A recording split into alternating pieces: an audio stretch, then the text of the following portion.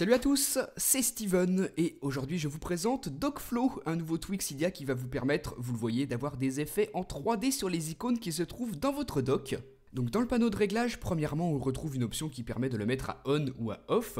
On peut aussi gérer le mode continu et activer ou non la pagination si ça nous intéresse. Donc là, si je l'active, vous voyez que l'effet est beaucoup moins fluide. Je passe icône par icône et ça ne glisse pas tout seul comme tout à l'heure, donc moi je vais plutôt le désactiver.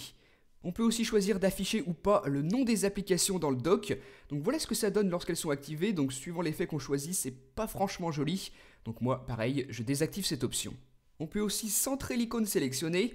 Et en dessous, vous voyez qu'on a des petits curseurs que l'on va pouvoir déplacer pour régler certaines choses. Donc le premier, c'est l'espacement des icônes dans le doc. Donc là, vous voyez que je l'ai augmenté. L'espacement est plus grand que tout à l'heure. Donc vous pouvez un petit peu jouer là-dessus, régler ce petit paramètre suivant ce que vous préférez. Donc c'est vraiment purement esthétique. Et même chose, en dessous on retrouve un autre petit slider qui va nous permettre, celui-ci, de régler la vitesse des animations lorsqu'on glisse. Donc moi je les mets au maximum. Et enfin, le dernier permet de régler l'effet Coverflow, la perspective. Donc tous ces effets, vous les retrouvez ici. Le linéaire, voilà comment il se présente. Donc vous glissez linéairement, comme son nom l'indique. Voilà comment ça fonctionne. Donc à tout moment, vous pouvez retourner dans les réglages, sélectionner un autre effet. Donc celui-ci, la rotation, c'est le premier que je vous ai montré. Je trouve vraiment sympa, il est super bien fait cet effet et on retrouve le même mais inversé en troisième position si je le sélectionne. Donc voilà comment il se présente. Donc la même rotation mais comme si on y avait un petit peu appliqué un effet de miroir. Voilà, donc pour l'instant, on retrouve une dizaine d'effets qui sont tous dispo ici. Je vais vous montrer le suivant, le cylindre. Donc celui-ci, voilà comment il se présente. Donc vous avez un petit peu de rotation aussi, mais cette fois-ci sous forme de cylindre, comme si on avait un axe au milieu et les icônes qui tournent autour. On a aussi, si on veut, le cylindre inversé, donc ce sera le même effet, mais comme tout à l'heure, comme si on y avait appliqué un effet de miroir dessus. Vous voyez que c'est inversé. L'effet suivant, c'est Wheel, et celui-ci va nous donner l'impression d'avoir une petite roue en bas de notre springboard, comme ça pour les icônes de notre doc. On peut glisser vers la droite ou vers la gauche pour toutes les afficher.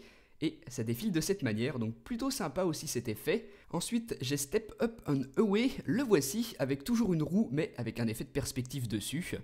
Ensuite, Coverflow, le bien célèbre, donc cet effet que vous avez connu jusqu'à iOS 6 dans l'application musique. Donc vous avez le même effet sur votre doc, voilà comment ça fonctionne. Et ensuite, Flippy, que je me trompe pas. Donc lui, voilà, vous voyez que les petites icônes tournent sur elles-mêmes lorsque vous faites glisser celles qui se trouvent dans le doc. Donc ça aussi c'est plutôt original, il est assez sympa cet effet Flippy. Pour terminer, deux effets Time Machine, donc le premier c'est celui-ci.